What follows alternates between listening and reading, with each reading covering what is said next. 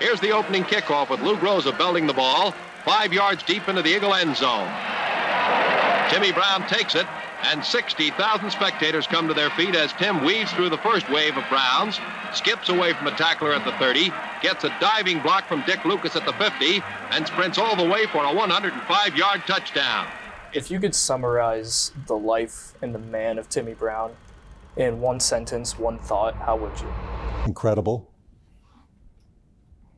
It's incredible in so many ways. The life of Timmy Brown was like no other. Not here, not anywhere, but he was here. In some ways, he still is. His father went off to fight in the war. During that period of time, his mother had responsibility for the entire family. And then when he returned, they had trouble reconciling. And so they eventually split.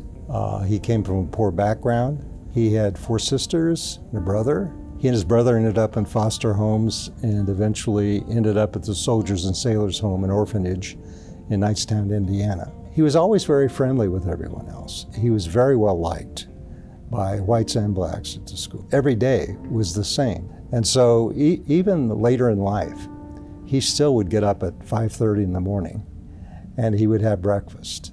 It's almost like he was still there.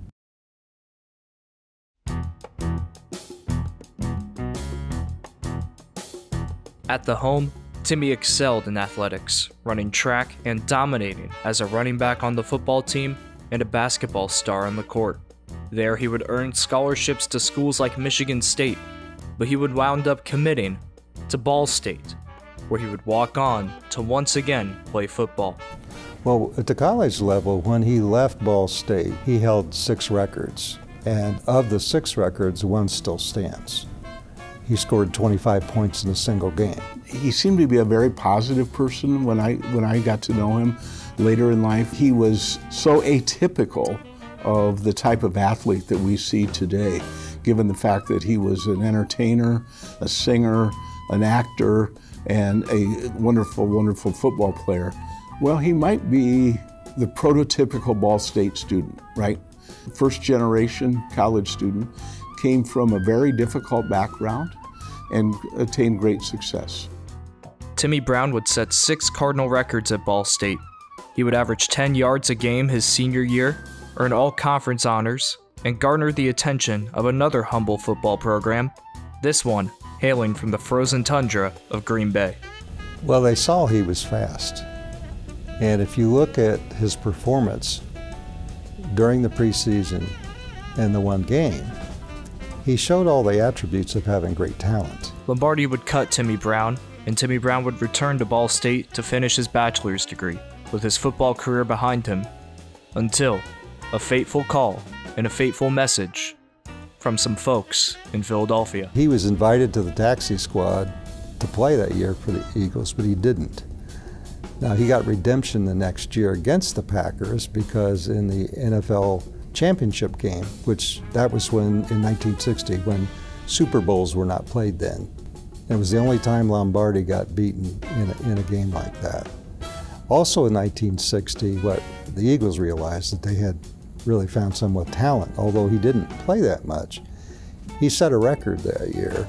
He was the first person in history to, in 2 consecutive games, have over 100 yards and have a rushing touchdown and a receiving touchdown.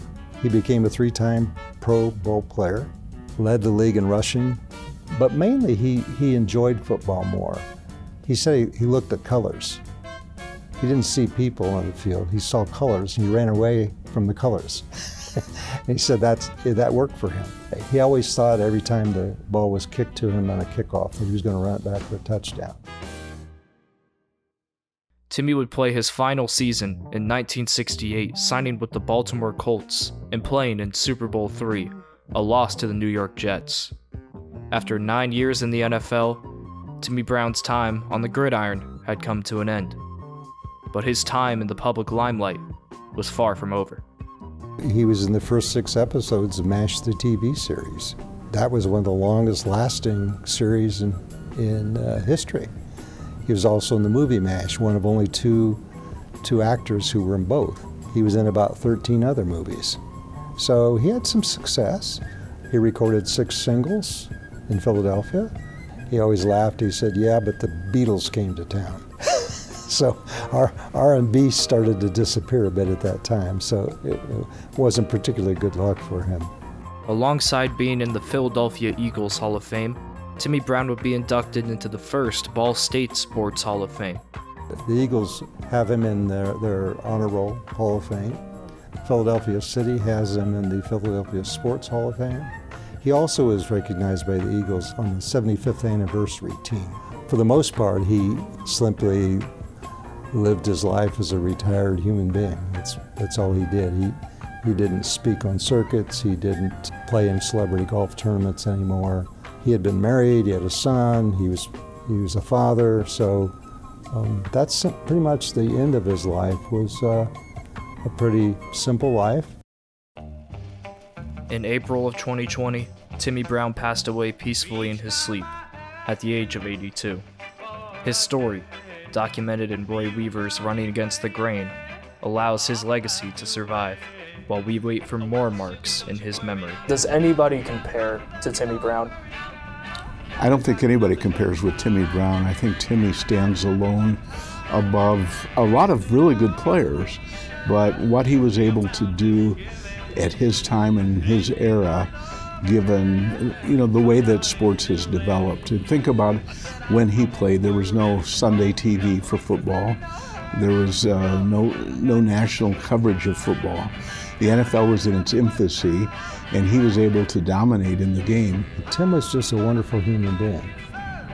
He was easygoing, he was easy to get along with, he was honest, trustworthy, and talented.